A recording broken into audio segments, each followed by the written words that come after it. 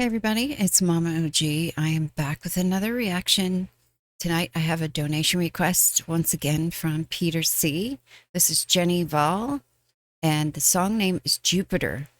It's been a little bit since I've heard a song from her, so I thought I'd go ahead and finish off this set of requests from him. I've got my earbuds in. Let's go ahead and take a listen.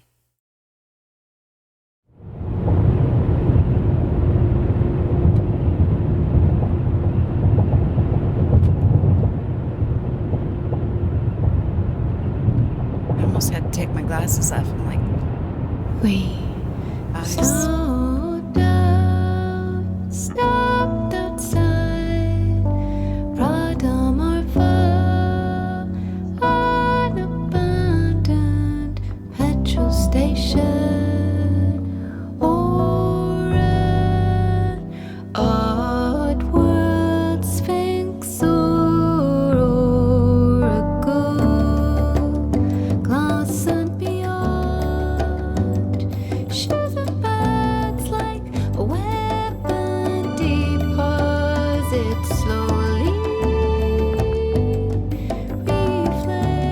Reflects your shape as a tiny hole against the desert scape, like a planet calling. Jupiter calling into that ether. Jupiter calling, let her come, let her come. I should relate somehow. I am an abandoned project, but also a creature,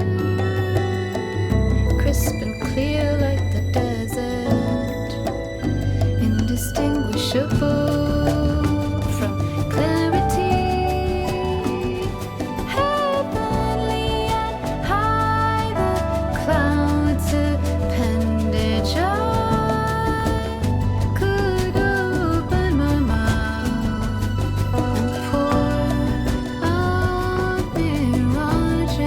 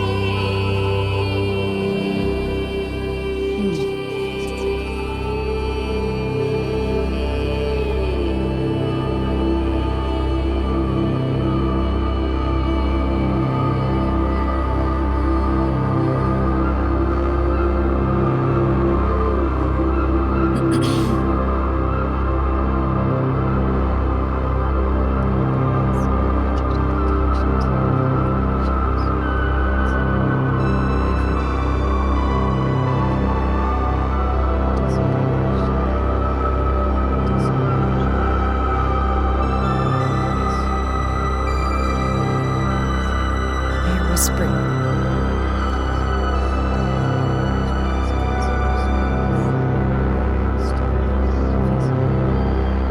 Soft talking.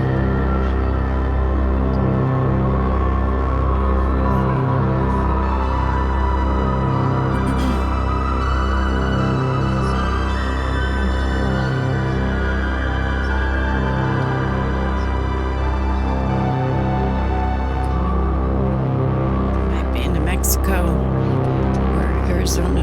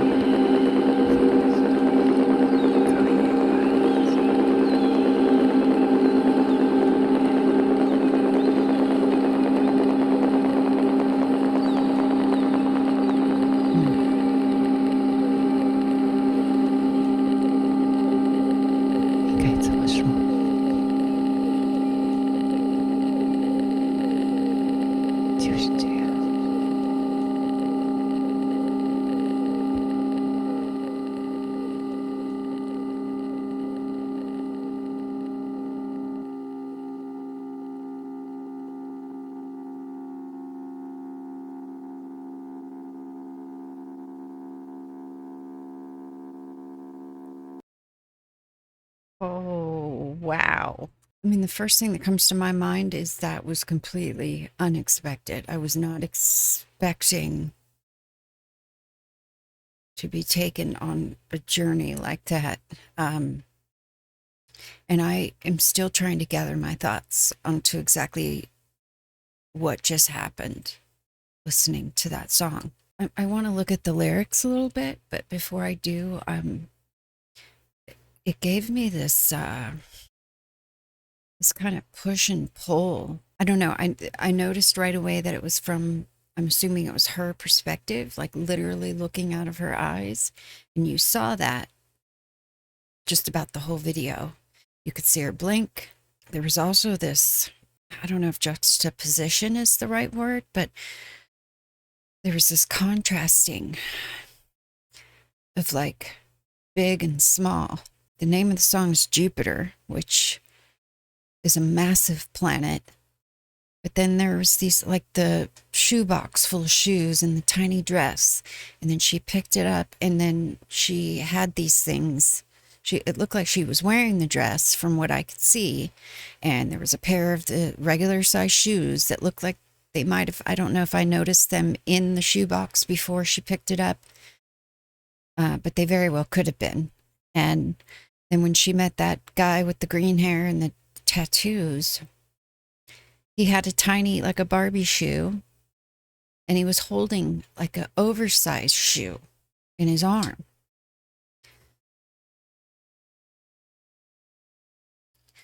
And musically, it was another kind of push and pull for me.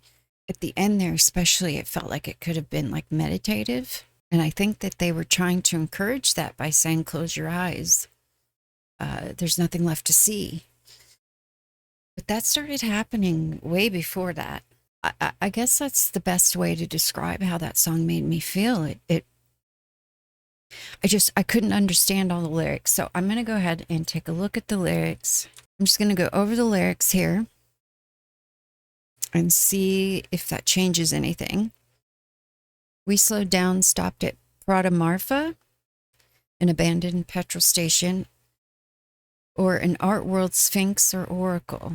Glass and beyond, shoes and bags, like a weapon deposit slowly. Reflects your shape as a tiny hole against the desert scape, black like the planet calling. Yeah, that was another thing. Like sometimes when you would see out of her eyes, you'd see Jupiter as if it was like, I don't know, like the moon, how we can always see the moon. It was like she saw Jupiter as just a part of our atmosphere on Earth. And then the part where all that trippy stuff came on, I'm not sure what to make of that either. All right, Jupiter call her into the ether. Jupiter call her, let her come, let her come. Now, I don't know if it was this way the whole time, but every time they were saying Jupiter call her, it felt almost like a chanting, like a rhythmic sound that stuck out in my head when I heard that. I should relate somehow. I am an abandoned project, but also a creature, crisp and clear like the desert, indistinguishable from clarity, heavenly and high, the cloud's appendage. I could open my mouth and pour out mirages like a song I'm always gathering. Jupiter call her, Jupiter call her. That might be where it was repeating over and over. And then I heard this lyric, you ask, is there a real ship? But you meant shop. See, there's like this double thing kind of going, and it gave me that feeling. It was almost, there was a certain amount of a disturbing feeling to it, but beautiful at the same time. Could you ask if I am a real Merle? I mean Burl? No, you don't gather. I watch my reflection sigh. Before goat and ram, I mean shoes and bags. Sometimes art is more real, more evil, just lonelier, just so lonely. And then here's the chorus. Strange. Okay, this must be what I heard at the end. Strangely, I'm out of reach. And I remember I had this wallet. This one definitely has my brain going a little bit, which was what I said when I first started talking at the end there, that I did not expect anything like this, which makes it all the more amazing. The song kind of affected my mood a little bit. And I can't, other than what I've said, I can't pin down why. I keep wanting to say this push and pull, this big and small. In the very beginning of it, when it looked like she was in a car on a trip with her boyfriend or husband, opens her eyes maybe from a nap, and it was kind of trying to get her vision right. And then she's looking over at him. And that just felt incredibly, I felt like I was intruding. It just felt incredibly intimate, I guess. I don't know. This was definitely a unexpected, I want to say sensation, but it was more than that. I feel like there's a lot more that I might be missing in this one. So please fill me in on this one. And Peter, thank you so much for suggesting her again and introducing me to her, because I'm finding her quite intriguing for sure. If there's anything else by her that I need to hear, I'm definitely interested. I appreciate you all being here to watch, and I will see you next time. Koda, are you excited?